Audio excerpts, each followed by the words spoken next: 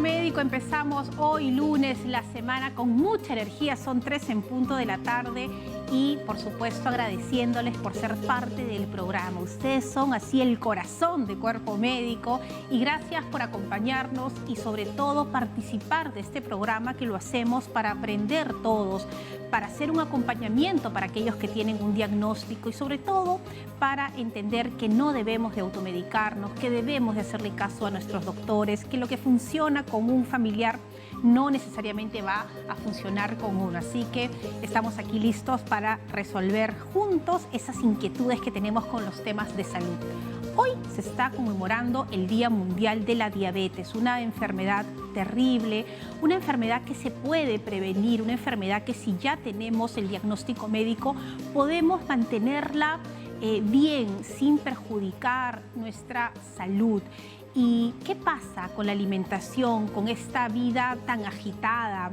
Las mamás nos encargamos muchas veces en varios hogares de planificar el menú semanal, pero a veces no tenemos tiempo y ya ponemos algo a la sartén, unas papitas fritas, ya un pollito frito. Y estamos haciendo lo correcto con nuestros niños. ¿Cómo alimentarnos bien en este mundo agitado donde no tenemos tiempo para nada? Por un lado, hoy vamos a hablar sobre nutrición y les vamos a proponer algunas ideas para tener un menú balanceado en casa y evitar esta terrible enfermedad. Y por otro, viene un importante especialista, una doctora, que nos va a contar qué es la diabetes, qué está pasando y cómo podemos vivir con un diagnóstico así.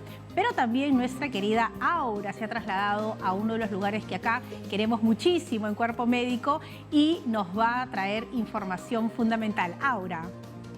Fátima, te escuchaba con mucha atención definitivamente y tú hablabas de la rapidez con la que transcurre la vida. Sin embargo, hay un periodo de la vida, especialmente en las mujeres, donde tienen que esperar 9 meses con mucha paciencia. Como tú mencionabas, estamos en el Instituto Nacional Materno Perinatal. Detrás de mí está un gran equipo que está constituido por las técnicas del Servicio de Obstetricia C, que día a día, junto con todos los especialistas, pues velan por la salud de las futuras madres.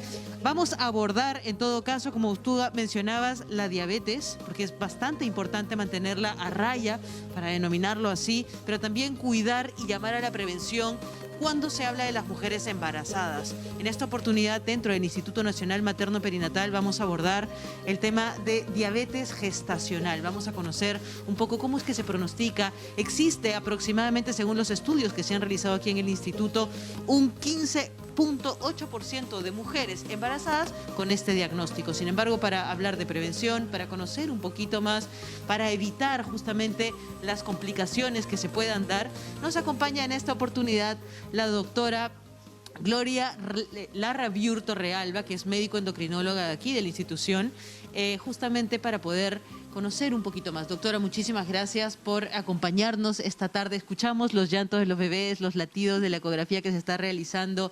Es bastante alentador. Sin embargo, también es importante conocer por qué debemos llamar e invitar a la prevención en un caso de diabetes gestacional y también, si es que no se aborda a tiempo, qué complicaciones podría traer.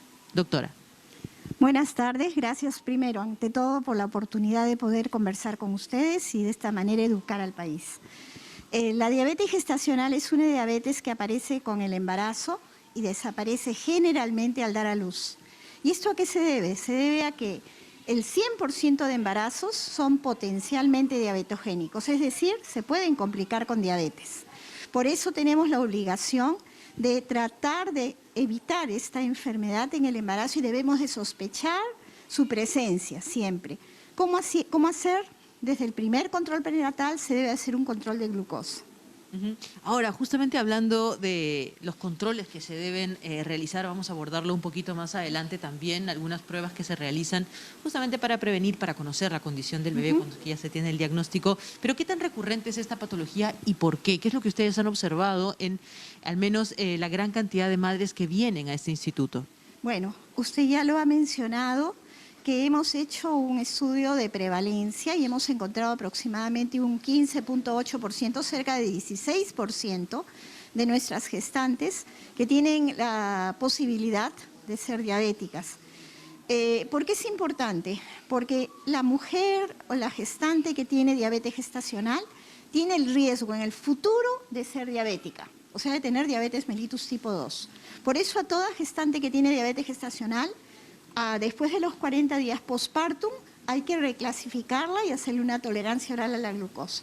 Y no solo eso, sino que debe de entrar en un programa de control de peso, control de su salud, de su glicemia, para evitar justamente que se vuelva diabética. Pero no solo ella, sino el hijo de la madre diabética tiene graves riesgos en el futuro, también se puede volver diabético. Entonces, este momento del embarazo nos da la oportunidad de hacer prevención en salud pública para tratar de alguna manera de frenar la epidemia de diabetes que hay en nuestro país y en el mundo.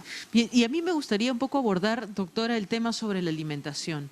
Fátima sé que va a hacer algunas recomendaciones en torno a la diabetes, sin embargo, muchas veces cuando las mamás empiezan este proceso de embarazo tienen que comer por dos, ¿no? No, eso no es cierto. O sea, eso es lo que normalmente se menciona. Y es más, se atiende a este tema de los antojos, de pronto se vuelven un poco más descuidadas en el tema de la alimentación, pero no debería ser así, ¿correcto? Entonces, ¿cuáles serían las recomendaciones desde su rubro, justamente hilando un poco el tema de la prevención contra la diabetes? Bueno, hemos encontrado, porque no todas las mujeres hacen diabetes gestacional, sino porque cerca de ese 16% hacen diabetes gestacional. Porque existen lo que se llaman factores de riesgo, o sea, factores que predisponen a la gestante a desarrollar la diabetes gestacional. Entre ellos está el sobrepeso y obesidad. Otro es la herencia, el factor familiar en primer grado, si es que papá, mamá tienen diabetes.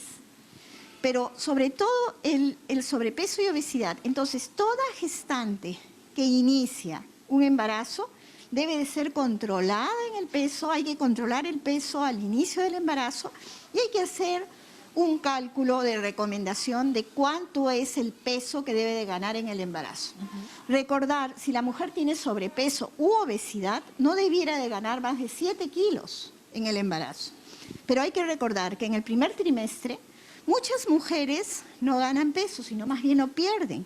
Entonces, aquella mujer que comienza a comer demasiado en el primer trimestre y gana mucho peso, va a tener problemas, porque posteriormente, en el segundo y tercer trimestre, de forma natural, el organismo va a tender a ganar peso. Entonces, se va a acumular el peso y esto va a ser ya un problema que puede predisponerla a la diabetes. ¿Qué recomendaciones hay? Las recomendaciones de alimentación son: tampoco se debe de hacer dieta. Las dietas que son muy bajas en calorías pueden llevar a una gestante a hacer lo que se llama cetosis, que puede producir daños al cerebro y al desarrollo del bebé. ¿Qué problemas tiene la mujer con diabetes gestacional? Tiene riesgos para sí misma y riesgos para su bebé. Entre los riesgos que tiene para sí misma, por ejemplo, es la preeclampsia, que es la principal causa de muerte materna en nuestro país. Está el polidrácnios, el bebé puede nacer con malformaciones congénitas.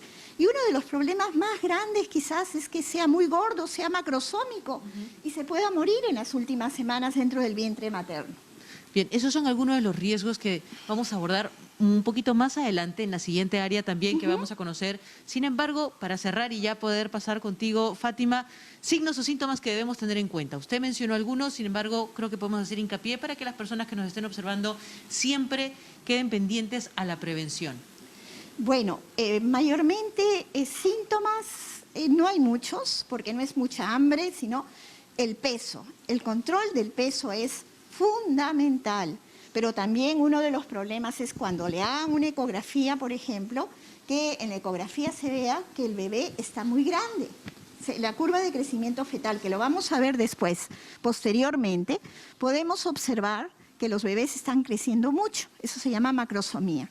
Entonces, la ecografía tiene que estar muy bien hecha. Muy bien. Y afortunadamente nosotros tenemos aquí un servicio magnífico para controlar eso. Importante hablar también sobre cómo esta institución está equipada. Sabemos que ha recibido un gran reconocimiento en el transcurso de este año como uno de los 8 mejores institutos equipados para poder atender a los recién nacidos. Así que siempre va a ser un gran referente el Instituto Nacional Materno Perinatal. Sin embargo, doctora, vamos a trasladarnos a otro lugar importantísimo también, el área justamente fetal, para ver un poco los procesos de las ecografías. Sin embargo, Fátima, hablemos de diabetes. Este programa está dedicado a la diabetes. Tienes un gran especialista que te acompaña el día de hoy. Así que importante poder llamar e invitar a la prevención. justo hoy día lunes, Fátima? Bueno, hemos estado muy atentas y yo debo contarles que mi segundo hijo nació con 4 kilos 320 y eso generó una alarma total.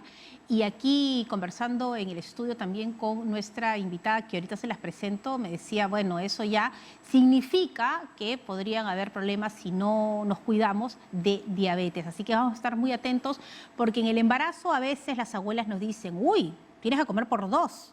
No, todos los antojos, no importa, alimentas al bebé. Eso no es cierto. Tenemos que alimentarnos correctamente para no tener estos problemas. Hoy estamos conmemorando el Día Mundial de la Diabetes y para eso tenemos a una importante especialista en el set. Quiero darle la bienvenida a la doctora Elizabeth Salzavilca. Ella es jefa del Servicio de Endocrinología del Hospital Nacional Alberto Sabogal Sologuren de eSalud. Doctora Salzavilca, un placer tenerla acá para hablar de este tema que hablábamos antes de empezar el programa, las cifras en eSalud con pacientes diabéticos ha aumentado. Ha aumentado un promedio de 15% en relación al año anterior, ¿no? Y el aumento es mayor desde la época de la pandemia. Es mayor. ¿La pandemia jugó en contra para tener mayores pacientes con diabetes? Este estilo de vida sedentario, el no salir de casa, el estar ansiosos y comer, ¿incrementó el número de pacientes? Claro, como dice, la génesis de la diabetes es la obesidad, el sobrepeso.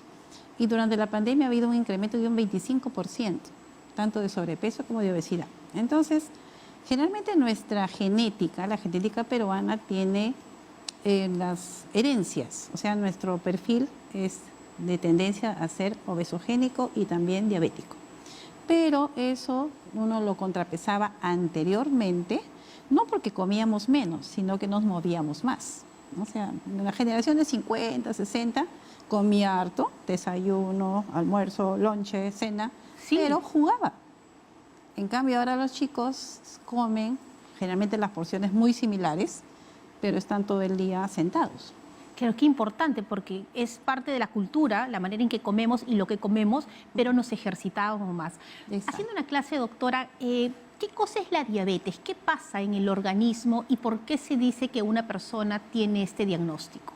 Bueno, la diabetes es un estado constante de hiperglicemia. La glucosa es nuestro, como dice, el nutriente principal, nuestra fuente de calor, que proviene de la degradación a nivel intestinal de todos los alimentos.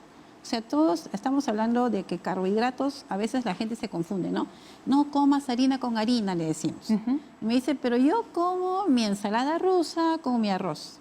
Y eso es harina con harina. Y hablan sus hojazos, ¿no? Pero si estoy comiendo mi ensalada de verduras cocidas, pero lamentablemente son carbohidratos porque tienen almidón, por algo lo tienes que cocinar. Ajá, buen dato, ¿eh? Buen dato para todos los que cocinamos. Entonces lo que se tiene que hacer es tratar de evitar la combinación de harina con harina. Claro, entonces en un estofado tenemos la zanahoria, la arvejita, que es almidón, con la papa y el arroz, y esa combinación es ya tenemos 4 carbohidratos. Claro. En cambio, si comes tu guiso, lo que sí siempre le digo es la simplicidad. No se hagan problemas, nada de que mi papá es diabético, dice una señora, ¿no? Entonces ya le estoy haciendo a él su pollito sancochado, su brócoli, ya. ¿Y tú qué comes? Le digo. Yo como normal, mi estofado, por ejemplo. Sí, mi estofado. Entonces el pobre papá se siente, como se dice, segregado. Claro. ¿No? Discriminado. No. La idea es comer normal todos. Guiso de la casa para todos, pero al paciente que tiene diabetes no se le sirve el arroz. Claro. Y suficiente con eso para que sea dieta. Acompañado de una buena ensalada, ya saben que no va a ser cocida, sino cruda. Ahora, doctora, un paciente que ya tiene el diagnóstico de diabetes, ¿hay tipos, hay estados, hay grados? ¿Cómo se le determina? Sí, tenemos en primer lugar 4 tipos de diabetes, ¿no? Lo primero es la diabetes tipo 1, donde es un problema de cromosomas, de alteraciones de la autoinmunidad. Hay una destrucción total del páncreas y el paciente vive dependiente de la insulina, generalmente asociado en niños pequeños o adolescentes. Luego viene la diabetes tipo 2, donde, como decíamos, la génesis es el sobrepeso y la obesidad, y después se desarrolla una resistencia a la insulina, luego un agotamiento del páncreas y hay una disminución de insulina. Eso está asociado a la herencia. A la herencia. Y se ha visto también, como hemos dicho, al peso, porque antes era típico que la diabetes tipo 2 era del adulto. 40 años a más. Ahora no, tenemos gente más joven e incluso niños de 6 años, 8 años con diabetes tipo 2 por esa obesidad. Luego viene la diabetes gestacional, como vimos en la nota, ¿no? Donde son mujeres que ingresan a tener su gestación sin tener problemas de glucosa. Pero durante el desarrollo de la misma, o sea, en el segundo trimestre, comienza a haber una lucha entre la insulina que genera el páncreas y un lactógeno placentario, que es una hormona que genera la placenta. Y esa se opone a la acción de la insulina. Si la paciente comienza a ganar peso, entonces desarrolla una hiperglicemia, que decimos la diabetes gestacional. Y hay un cuarto grupo, que es el grupo de las cositas más extrañas, más raras, de diabetes asociadas a cromosomas, asociadas a fármacos, o sea, ya que son, como dicen, misceláneas. Claro. Bueno, vamos a continuar hablando sobre la diabetes y la doctora Salsavilca se queda con nosotros para responder todas sus preguntas. Ya están las líneas telefónicas abiertas, nuestro equipo de producción preparado para recibir todas sus consultas. Hoy hablando sobre diabetes. Una pausa, regresamos con más. A lo máximo, doctora.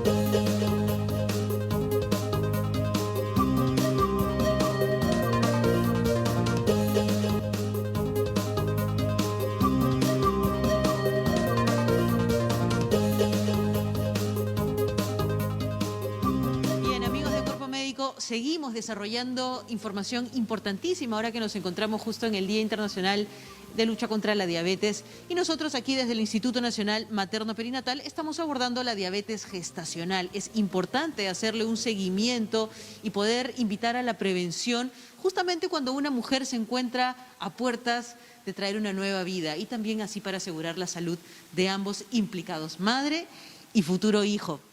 Sin embargo, seguimos con la doctora Gloria Larrabiur Torrealba, que es médico endocrinólogo de aquí del instituto, y es importante mencionar, doctora, lo hablábamos hace un ratito, los estudios que se pueden realizar en colaboración con otras instituciones a nivel internacional para poder hablar de data certera, para poder tener mucho más información sobre este diagnóstico y manejar un programa completo, integral de prevención.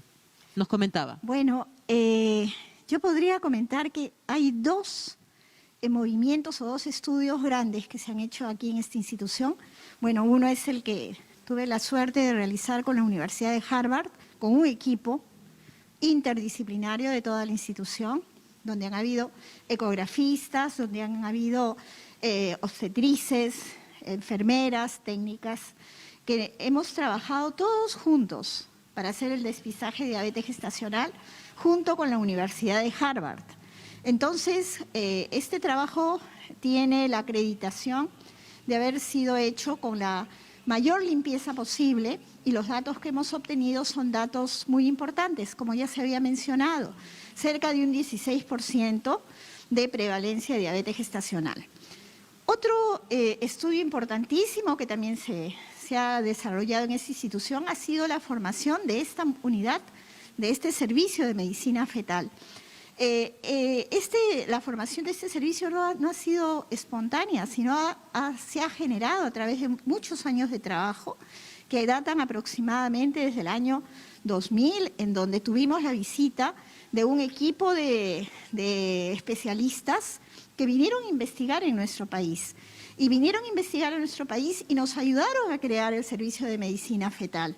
Entonces, ya desde entonces se han formado médicos especialistas en el manejo de la medicina fetal, en donde está implicada la ecografía y muchos otros procedimientos. Justamente Entonces, nosotros para poder controlar un embarazo y controlar la diabetes gestacional, no solamente somos los endocrinólogos, son los ginecobstetras, son los responsables de medicina fetal, porque a través de las ecografías nos apoyamos en ellos y ellos se apoyan en nosotros para hacer el control metabólico de la paciente. Por supuesto, y justamente lo que usted menciona es importantísimo. Estamos probablemente en pantalla cómo se realiza esta ecografía, la importancia de poder tener esta cercanía visual con la formación del bebé, en este caso, y asegurar su salud a lo largo de todo este proceso. Usted hablaba de la importancia del seguimiento. ¿Qué otros chequeos? Siempre es importante invitar a las futuras madres a que se realicen periódicamente estos chequeos y que no falten. ¿Qué otras pruebas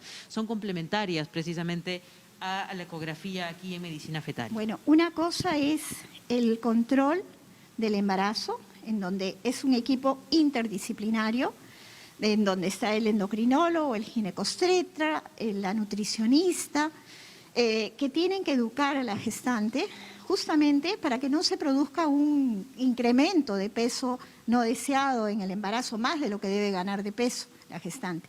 Vuelvo a repetir, al inicio del embarazo, cuando va la gestante por primera vez a su control prenatal, debe hacerse una lista de chequeo para saber, sobre todo, cuál es el peso, cuál es el índice de masa corporal al inicio del embarazo, para de esa manera proyectar la ganancia de peso que debe tener en el embarazo.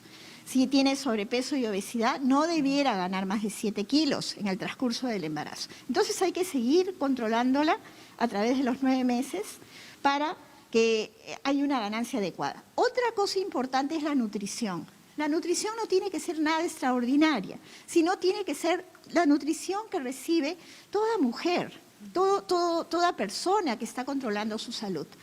Y lo que sí no debe haber restricción calórica demasiada que la haga más bien perder peso, sino debe ganar el peso que tiene que ganar en el embarazo. Y nosotros tenemos muy en cuenta el plato de Harvard. El plato de Harvard es como una carita feliz, en donde uno de los ojitos es los carbohidratos, el otro ojito son las proteínas, y la sonrisa, la gran sonrisa, son las verduras, las frutas. Entonces, diciéndoles, come según esa carita feliz, muchas de ellas les va muy bien. Lo que nosotros hemos hecho para controlar, y esto se los voy a dar a ustedes como una primicia, nosotros hemos encontrado la prevalencia, que es 15.8%, pero últimamente hemos estado evaluando el peso al nacer de los hijos, de las madres que tuvieron diabetes gestacional. Y si bien uno de los marcadores de diabetes gestacional, que se asocia mucho con diabetes gestacional, es la macrosomía o el peso mayor de 4 kilos, nosotros hemos encontrado en nuestras pacientes que hicimos el despistaje y que las pusimos en un programa educativo de control de la alimentación, de automonitoreo de su glucosa, hemos encontrado la frecuencia de macrosomía semejante a la de la población general. Entonces, algo bueno hemos hecho con ese programa. Ese programa es útil, nos permite controlar la macrosomía, que es uno de los indicadores de diabetes gestacional o que se relaciona con diabetes gestacional. Doctora, definitivamente podríamos quedar escuchándola porque hay mucha información de por medio, hablar justamente del proceso de embarazo, gestación, las complicaciones que puede traer, los estudios que se pueden realizar, es bastante importante. Agradecemos desde ya su tiempo, toda la información que ha compartido con las personas que siguen este programa Cuerpo Médico, que siempre busca invitar a la prevención. A todas las mamás que están justamente en este proceso de gestación, pues acudan a hacerse sus chequeos, manejen la prevención, cuiden su alimentación y sobre todo, pues si es que tienen un diagnóstico de diabetes gestacional, hagan el seguimiento adecuado. Y si me permites, algo último. Una cosita, sí. Aprendamos a comer. No necesitamos comer comida extraordinaria, sino saber cómo comer. Por ejemplo, es importante, comer pescado 3 veces por semana, pero no pescado frito, por ejemplo. Muy bien. Doctora, justo voy a agarrar lo que usted acaba de mencionar porque Fátima está ahí con un despliegue de comida para poder hablar de alimentación adecuada, excelente, de recomendar una alimentación ideal para la vida en general, porque la nutrición, como también es uno de los pilares de este programa, pues previene muchísimas enfermedades. Así que muchísimas gracias, doctora Gloria Larrabí Torrealba, que es médico endocrinóloga de aquí del Instituto. Agradecemos toda la disposición siempre del Instituto Nacional Materno Perinatal. Nosotros nos despedimos, pero Fátima, hay mucho por desarrollar y esa mesa que te acompaña pues se ve bastante colorida. Fátima. Bueno, así es, me encuentro yo con la licenciada Lorena Lozano, ella es nutricionista de eSalud y justamente estábamos hablando sobre cómo alimentarnos. Lorena, bienvenida, y aquí nos has presentado una mesa para un paciente que sufre de diabetes, pero que también yo la veo como para cualquiera de nosotros. Así es, muchas gracias a todos por la invitación. Los nutricionistas de salud estamos muy preocupados porque, como ya lo han mencionado, ¿no? Y podríamos empezar que lo ideal es individualizar cada caso, ¿no? Porque para dar las recomendaciones tenemos que tener en cuenta la edad, su situación, ¿no? Si es una gestante, si es un joven deportista, entonces podemos ir adaptando la dietética, ¿no? Pero vamos a empezar, por ejemplo, con un desayuno. Por eso desde aquí hacemos un llamado que apenas usted se entere que está embarazada, así como va al ginecólogo, tiene que ir a un nutricionista para que las acompañe en todo este proceso del embarazo. Acá tenemos un desayuno con ciertas características. Así es, ¿no? Este desayuno lo que trata de controlar es el aporte de carbohidratos. ¿Para qué? Para que esa glucosa se mantenga en niveles controlados, ¿no? Aquí lo que tenemos, la primera opción es nuestra bebida de quinoa, ¿no? Ya que, si bien es cierto, aporta carbohidratos, pero también aporta fibra, lo que va a ayudar a regular esta absorción del Si no es quinoa, ¿con qué la podríamos reemplazar? Podría ser avena. Ajá, podemos tomar quinoa o avena y la acompañamos de proteína que estamos viendo aquí, que son los huevos. Así es, ¿no? Un omelette de verdura, que es una forma de añadir los vegetales. ¿Por qué? Porque la fibra también, como lo he mencionado, tiene que estar presente en cada comida, desayuno, almuerzo y cena. Los colores variados de las verduras también nos aportan distintos antioxidantes, ¿no? Estos pigmentos van a mejorar las defensas de la persona. Y además es buenísimo, ¿no? Se lo puede hacer hasta con lechuga y funciona maravillosamente. Entonces tenemos la proteína con las verduras, pero también vemos que hay fruta. Así es. En cada comida estamos recomendando entre 1 a 2 porciones de frutas, ¿no? La cantidad de fruta va a variar de acuerdo al tipo, ¿no? Por ejemplo, aquí tenemos la fruta papaya picada. La papaya es una fruta que tiene bastante agua. Entonces, y con pepitas. Así Ese es el truco, ¿no? Aquí tenemos las semillas de linaza, ¿no? Que nos van a aportar ácidos grasos esenciales, ¿no? Muy bien. ¿Y este pancito con aceitunas también se acompaña o es como un plan B? Podríamos ir regulando, ¿no? Por ejemplo, hay personas, por ejemplo, si hablamos de las gestantes, ¿no? Si es una gestante con una talla pequeña, ¿no? Menor al 1,57 m, entonces tenemos que controlar su ganancia de peso. Entonces, claro, de repente... Un día podemos tener huevos, otro día podríamos tener las aceitunas. En el caso de grasas, sí, podríamos ir intercambiando, pero en el caso del pan podríamos ir regulando, ¿no? Si es quinoa, de repente ya no poner incluir el pan, dependiendo de las necesidades de cada persona. Muy bien, ya que nos vamos a un almuerzo, justamente Lorena tiene una tabla de cómo deberíamos armar un plato y lo estamos viendo acá, ¿no? Las ensaladas, acá tenemos este plato de ensaladas que está muy colorido con palta, beterraga, zanahoria y lechuga. Y luego tenemos la proteína, tan importante que una recomendación es el pescado. Así es. Una forma práctica, básica de ir aprendiendo a cómo servir nuestro almuerzo es utilizando el modelo del plato saludable, ¿no? El plato saludable incluye la mitad del plato, ¿no? Vegetales, verduras, de preferencia ensaladas frescas, porque son las verduras frescas las que más fibra nos aportan, aportan bastante agua y muy pocos carbohidratos, ¿no? El otro cuarto del plato es importantísimo incluir los alimentos proteicos, es decir, los cárnicos, ¿no?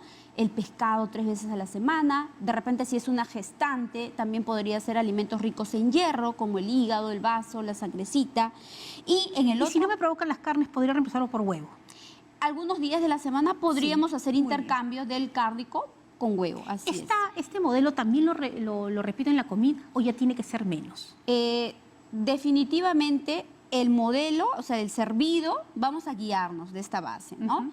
Pero en almuerzo y en cena las cantidades, claro, definitivamente no van a ser las mismas, ¿no? Siempre en la noche podríamos recomendar un poco menos del aporte de carbohidratos. Y además acá vemos a esta manzanita que nos dice que podemos consumir una fruta, siempre nos provoca un dulcecito luego de almorzar y de comer. Y acá tenemos mandarinas para la comida, por ejemplo, y acá en el almuerzo tenemos pues aguaimanto con fresas y kiwi. Así es, no hay fruta prohibida, lo que hay hoy en día Miren esto, les vamos a enseñar lo que hay. es la recomendación de A fruta ver, vamos a poner esta, ahí está. de acuerdo a su aporte de carbohidratos, O sea, ¿no? este plato de sandía está perfecto, pero si yo me refiero a una uva borgoña, tiene que ser un ramo pequeñito, la mitad de un plátano y miren el mango con la piña, cómo se diferencia. Entonces podemos comer todas las frutas, Así pero es. ahora, Lorena, yo quiero algo pues que me digas. Uno cuando está embarazada le da antojos, le provoca una tortita de chocolate, un flancito. ¿Cómo hacemos para combatir esos antojos? ¿Qué nos recomiendas? Bueno, lo que yo recomiendo es a estos postres incluir las frutas, Ajá. los frutos secos, también como aquí tenemos, ¿no? Como un snack. Podríamos también incluir el yogur griego, ¿no? Son opciones para ir variando, pero lo que sí debe quedar claro que diariamente no nos debe faltar las porciones de frutas y verduras. Y como bien lo mostrábamos aquí, ¿no? No hay fruta Prohibida. prohibida, Sin el sino tamaño. tiene que ser medida. Ahora, acá Lorena nos dice, hay que preparar una chichita morada sin azúcar, no acostumbrarnos al dulce, a las stevias, y ponerle bastante piñita, de repente canela, clavo, y ya le da un manzana, así es. Lorena, las recomendaciones finales, ¿cuáles serían?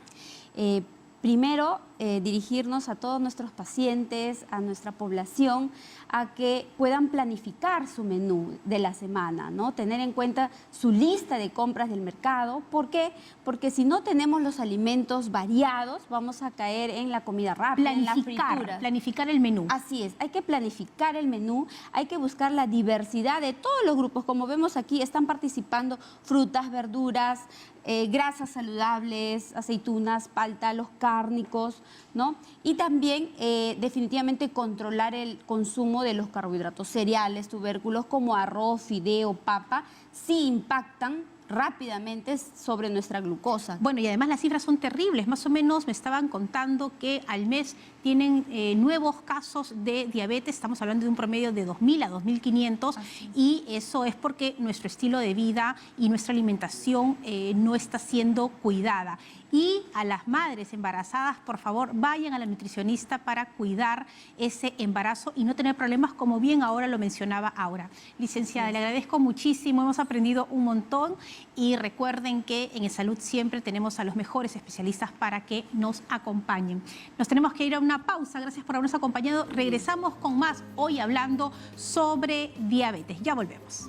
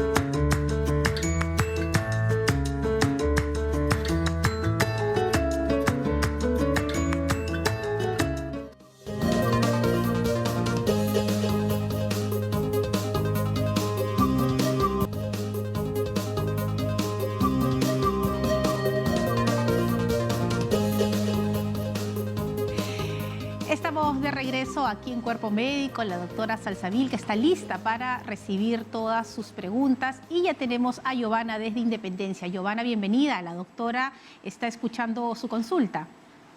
Señorita, muy buenas tardes. Mi consulta es con mi papito que tiene 77 años y le he sacado su prueba y tiene diabetes glicosinada número 8.2. Ya. ¿Cómo debo hacer para que lo baje? ¿Qué debe comer? Muy bien, vamos a preguntarle a la doctora Salsabilca. Bueno, me dice de que es su papá, ¿no? Sí, 77 años. 77 años, es un adulto mayor y tiene una glicosilada de 8.5.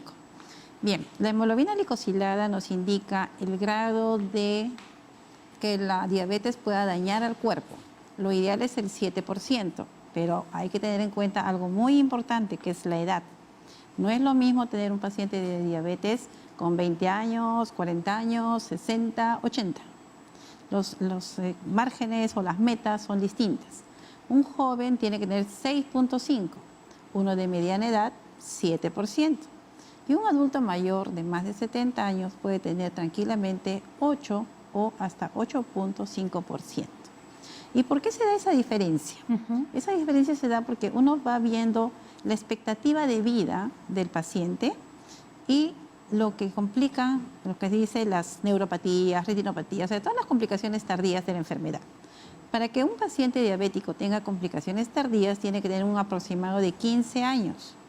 Entonces, si yo tengo mi paciente diabético con 30 años, sé que si no tiene una glicosilada de 7 o de 6.5, en 15 años va a tener una alteración.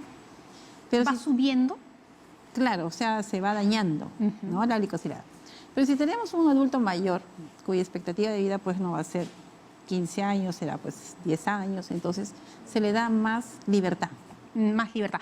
Pero ¿tendría que hacer algo para bajar ese número en la alimentación, tomar algún medicamento o no? Simplemente Sí, cuidar. la alimentación es importante, la actividad física es importante, ¿no? Y la medicación de acuerdo a su edad.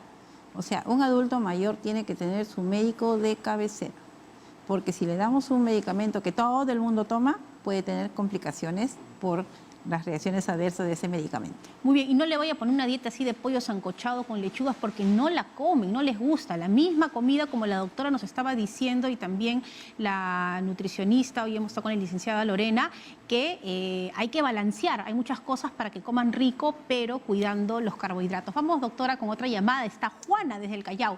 Juana, bienvenida. Escuchamos su consulta. Buenas tardes.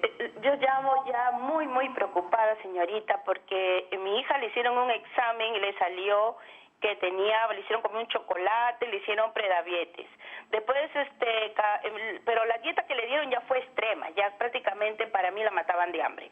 Entonces cambié de clínica y la mandé a otra clínica y me dijeron que estaba en el límite, pero de todas maneras que era prediabetes.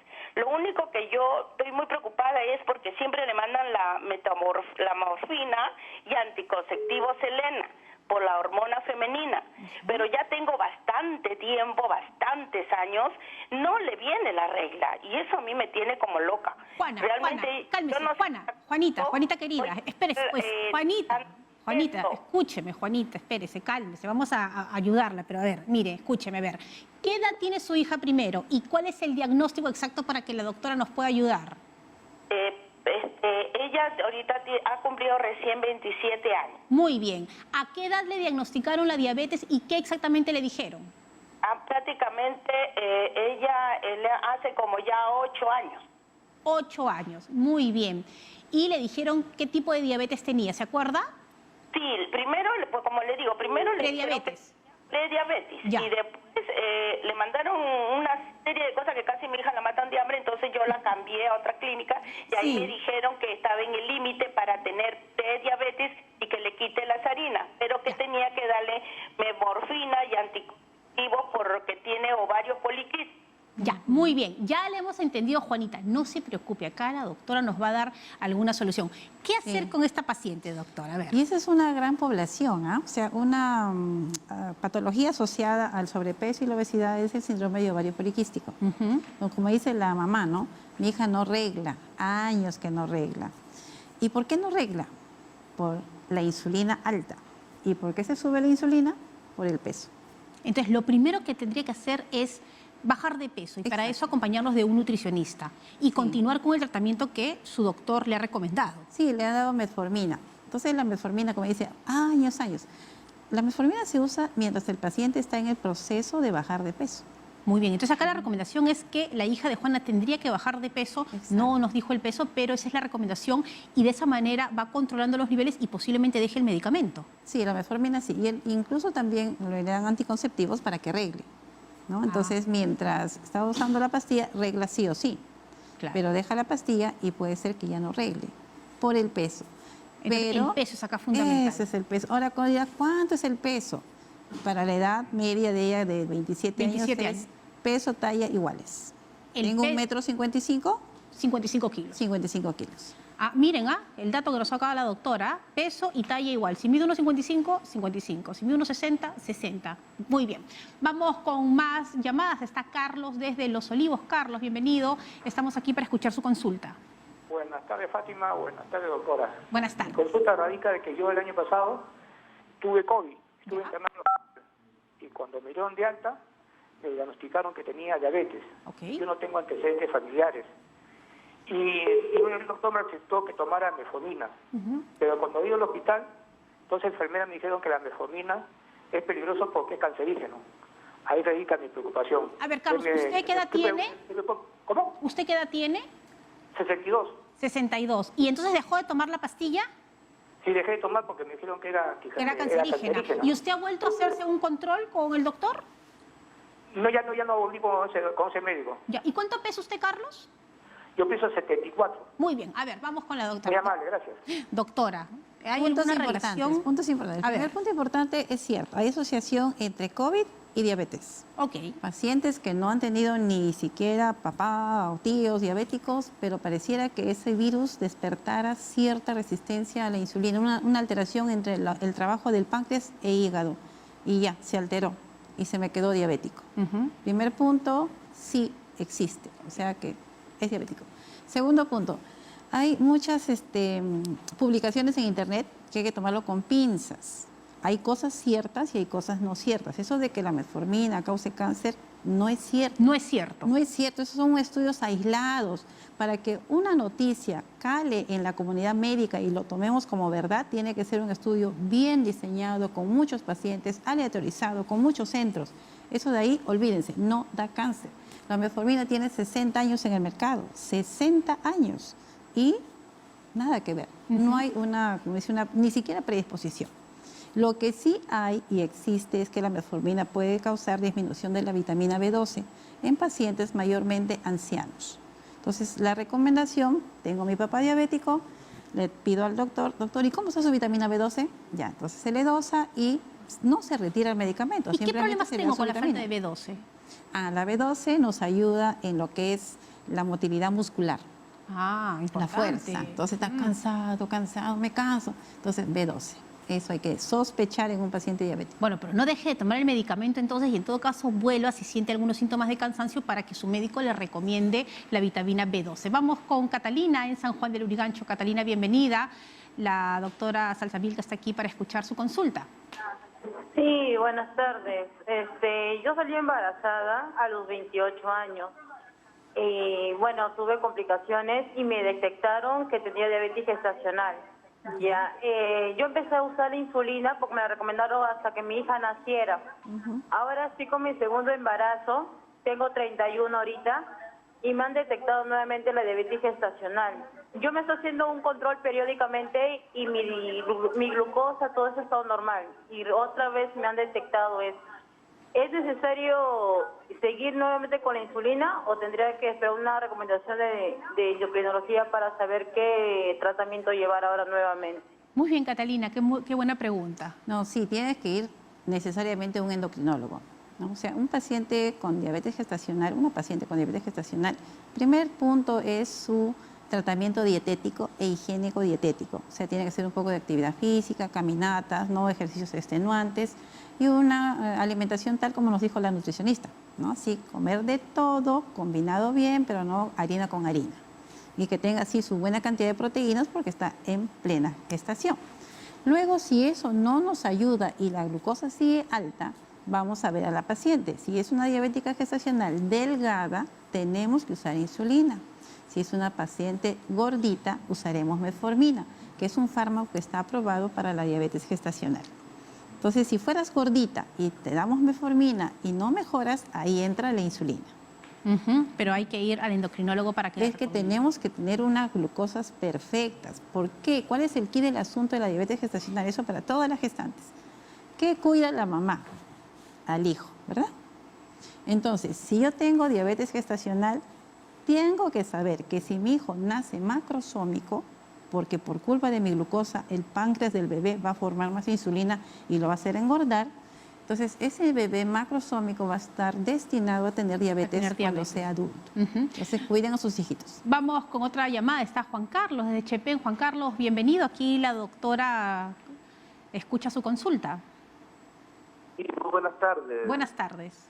La pregunta, doctora, es que a mi familiar hace 3 meses le detectaron diabetes, que tenía la... ¿Le detectaron qué, perdón, Juan Carlos? Diabetes. ¿Ya? Porque tenía el azúcar muy elevada, 350.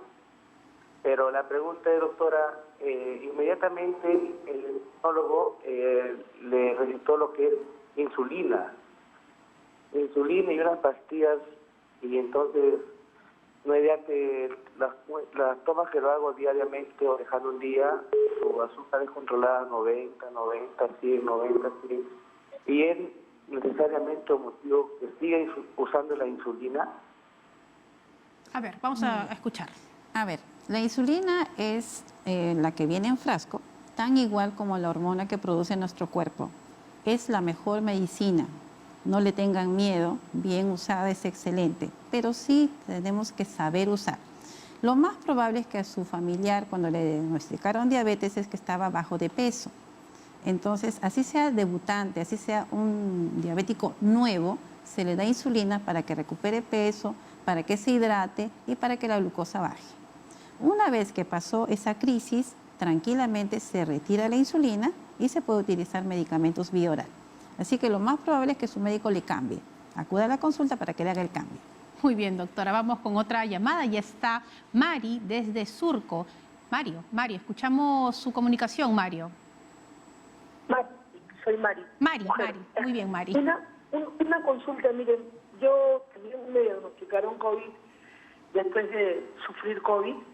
Ya llevo 1 año de tratamiento. Yo tomo Calbus-Med, pero cuando me hacen mis chequeos cada 2 meses, me dicen que está bien, que está controlado, que salgo 96 de azúcar. Todo. Mi pregunta es, ¿algún día voy a poder dejar de tomar esta medicina o ya voy a ser diabética para toda la vida? Muy bien, Mari. Vamos con la respuesta. Bueno, sí, de que eres diabética para toda la vida, sí, Mari. Y ese es un diagnóstico que no hay retroceso. Y eso tienen que tener también en cuenta. A veces van a un médico, le dice, usted es diabético, después se van a otro médico haciendo dieta y le sale menos y el doctor, pues inocente, que no sabe que usted ha hecho dieta, le dice, no, si estás normal, no eres diabético. No se confundan. El diagnóstico de diabetes se da una sola vez y no se tiene que estar haciendo pruebas para diagnóstico cada Claro, rato. una vez que me dice que soy diabético, voy a ser diabético toda mi vida y me tengo que cuidar. Ya, es tu título. Ok. Diabético de la vida. Ahora, en cuanto al medicamento, ¿se puede dejar de usar? Sí, siempre y cuando tengas una dieta perfecta y una actividad física perfecta. Eso requiere mucho sacrificio, mucha constancia, pero yo sí tengo pacientes que tranquilamente sus glucosas lo llevan muy bien solo con dieta y ejercicio. O sea, entonces depende de uno, ¿no? Y ahí no tiene que ver la fuerza de voluntad, sino la motivación, ¿ah? Porque a veces nos dicen, tienes que tener fuerza de voluntad. El truco es la motivación. ¿Qué nos motiva para hacer ese cambio? Vámonos ahora con José, que está en Surco. José, bienvenido, la doctora lo escucha. Sí, doctora, muy buenas tardes. Muy agradecido por anticipado por su respuesta. Doctora, a mí me diagnosticaron prediabetes. La glucosa llegó a 121, es lo máximo que he llegado en glucosa. Entonces estoy tomando metformina, pero quisiera saber cuál es la mejor hora para poder, uno me dicen antes, otro después del almuerzo. Entonces quisiera... ¿Cuál es la mejor hora, José? Por favor. Vamos a preguntarle aquí a la doctora. Sí, la mejor hora de la metformina es terminando un alimento, para evitar los efectos que a veces puede dar la metformina, como es un poco de gases, ¿no? Pero en el caso, por ejemplo, de José, ahí sí hay retroceso. El prediabético baja de peso, se pone, como dicen, dieta y ejercicio, y de prediabético regresa a la normalidad. Ahí sí. Ahí sí. Y ahí deja de usar medicamento, todo. Pero tiene que estar siempre en balance, ¿no? Otra vez engorda, otra vez aparece la prediabetes. Claro, hay que estar muy controlado. Muy controlado. Doctora, vamos con una comunicación que nos llega a través de las redes sociales y nos dice Carla Sánchez, tengo hipotiroidismo por tirectomía. Me aconsejaron medirme la glucosa a pesar que tengo una alimentación equilibrada. Mi glucosa está en 117, 121. ¿Tengo diabetes? No, tiene prediabetes. Prediabetes. ¿Hasta cuánto es Lo normal es 100. 101 es uno nomás, ¿ah? 101 es diabetes. Prediabetes, perdón. Prediabetes. 101, prediabetes, hasta 125. Y a partir de 126... Que es 1 también, ya es diabetes. 10 diabetes. Muy bien. Bueno, hoy estamos aprendiendo como siempre. ¿Y cuáles serían, doctora, finalmente las recomendaciones? Las recomendaciones, primero, si te dicen que tienes diabetes, por favor, no te asustes, no mires al vecino, que al tío, que le cortaron la pierna, que se quedó ciego, que está en diálisis, no. Simplemente asume que esta enfermedad es dependiente de ti. Tu disciplina te ayuda a combatirla y todos esos problemas que te cuentan la gente solo aparecen si eres desordenado por 15 años. ¿Te das cuenta? Pero si tú eres ordenadito, comes como te han dicho, tu ejercicio, vida tranquila, te vas a tus chequeos, puedes pasar 50 años de diabetes y tu cuerpo se mantiene entero. Eso es lo que quisiera que tengan. No le tengan miedo a la enfermedad. Doctor, y también para los niños diabéticos, ¿no? ¿Qué hacer las familias? Bueno, en los niños cuando van con sus padres, yo no les miro a ellos, les miro a los padres. Claro. Porque los hijos comen lo que los padres le ofrecen, lo que le inculcan desde pequeñitos. O sea, si yo soy diabético, tengo mis 40 años, mi bebé, no hay azúcar en esa casa, para que el paladar de ese pequeño no se adapte, porque el azúcar es adictiva. Claro. ¿No? Entonces ahí con eso ya lo crío bonito, como se dice. Sí, pues eso depende. Los papás somos los responsables. Los niños no deciden qué comer. Nosotros les damos el alimento. Bueno, doctora, le agradezco mucho hoy su presencia. Han quedado todavía pendientes muchas llamadas, pero ya hablaremos nuevamente de este tema que creo que es importante. Y los medios de comunicación tenemos que comprometernos a bajar estos índices a través de la información. Y aquí en Cuerpo Médico y en TV Perú estamos comprometidos con ustedes en ese trabajo. Gracias a la doctora Elizabeth Salzavilca, jefa del Servicio de Endocrinología del Hospital Nacional Alberto Sabogal Sologuren de Salud. Muchas gracias por haber estado con nosotros. Hacemos una pequeña pausa. Regresamos con la parte final de Cuerpo Médico.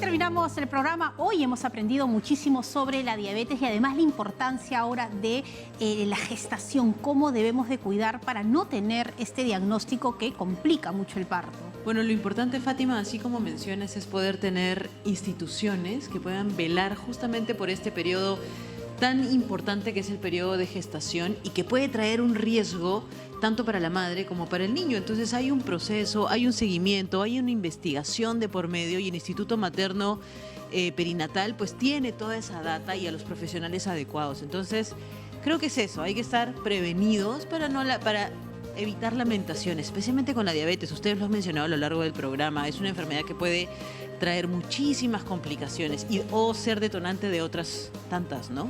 Bueno, y además algo que hemos aprendido hoy es que si yo soy una madre gestante diabética, nuestro hijo lamentablemente va a ser un paciente con diabetes. Lo que más queremos es cuidar a nuestros niños, así que evitemos esto a través de una alimentación correcta. Apenas me entero que estoy embarazada, también debo de ir a una nutricionista y romper estos mitos de que debo comer doble, que mi hijo me pide antojos a la medianoche y de verdad así evitar tantas enfermedades. Mañana ahora tenemos un tema importante.